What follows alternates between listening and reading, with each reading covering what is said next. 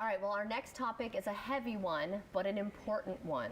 Child sex trafficking. Heather Alice Shea is the CEO of Amana Academy, and she joins me now to share ways that we can join the fight against it. So welcome back to First Coast Living, or I guess I should say welcome to First Coast Living. You were here a long time ago on the chat, but I'm so glad you're here with us today.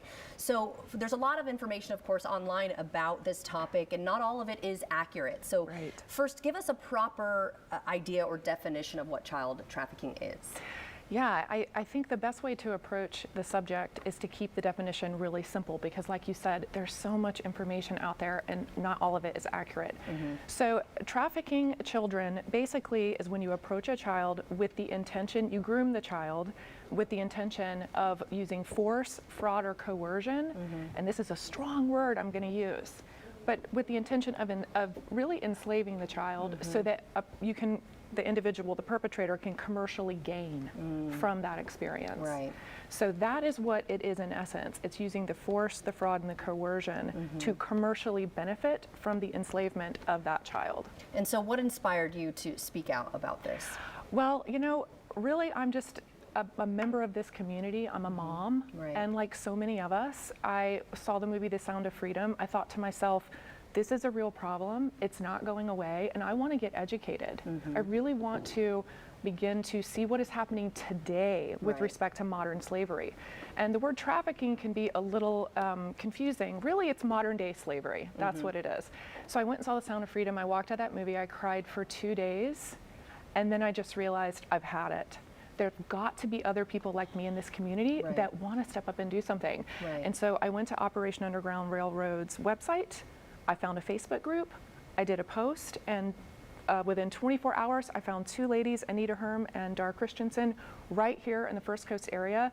We teamed up, did a Zoom call, started a Facebook group. We have 150 members, and we are off to the races, making an impact here in the First Coast. And you want other people to join, right? So what is the name of that Facebook group? Yes, so it is Northeast Florida Conductor Team. So you can go to Facebook and find that, or just search me, Heather Alice Shea. I will pop you over there.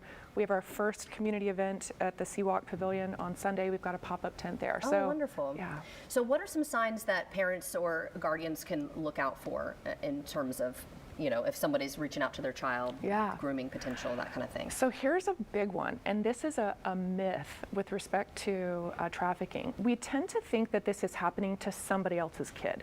This couldn't happen to my kid. My kid's a good kid.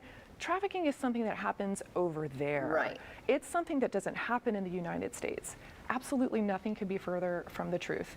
The United States is the largest purveyor of CSAM information, which stands for Child Sexual Abuse Material. The United States is the largest consumer and producer of it. The United States, here it's the problem. Ultimately, I think this is a message of hope that there's so much we can do because it's right here in our backyard. So the first thing to look for is to realize that this can happen to any kid. And the number one thing that a parent can do to inoculate your child from trafficking is your relationship with them. So talk to your kid. Notice any type of new relationships that they have. People who approach children for trafficking, they'll typically love bomb your kid. Sometimes it can look like a new relationship. They'll start dressing differently. All of a sudden they have new shoes or a new iPhone, or where did these things come from? So the first step in grooming a child is the love bombing and the gifts. Presents. And So that's the first thing to watch for as a parent. Well, thank you so much for joining us today. I know this conversation could go on and on, but thank you so much for what you're doing. Thank you. Okay, and we'll be right back.